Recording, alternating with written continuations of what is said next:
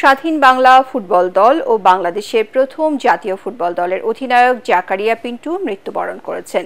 ইন্না লিল্লাহি ওয়া ইন্না ইলাইহি রাজিউন। তার বয়স হয়েছিল ৮১ বছর।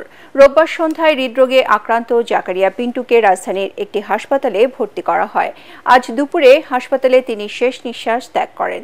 ১৯৭১ সালে মহান মুক্তিযুদ্ধের সময় দেশের শীর্ষ ফুটবলার নিয়ে গঠিত স্বাধীন বাংলা ফুটবল দলের অধিনায়কত্ব করেন জাকারিয়া পিন্টু। বাংলাদেশের মানুষের মুক্তির পক্ষে বিশ্ব জনমত তৈরি করা এবং ভারতের বিভিন্ন রাজ্যে ১৬টি ম্যাচে অংশ নিয়ে মুক্তিযুদ্ধের সহায়তায় তহবিল সংগ্রহ করেছিল স্বাধীন বাংলা ফুটবল দল। একজন অসাধারণ ডিফেন্ডার হিসেবেও দেশের ফুটবলে বিশেষ স্থান আছে জাকারিয়া পিন্টুর। সংগঠক হিসেবে ঐতিহ্যবাহী দল মোহামেডানের সাথে জড়িত ছিলেন এই তারকা ফুটবলার। জাকারিয়া পিন্টুর মৃত্যুতে শোক প্রকাশ করেছেন প্রধান উপদেষ্টা প্রফেসর ডক্টর মোহাম্মদ ইউনূস।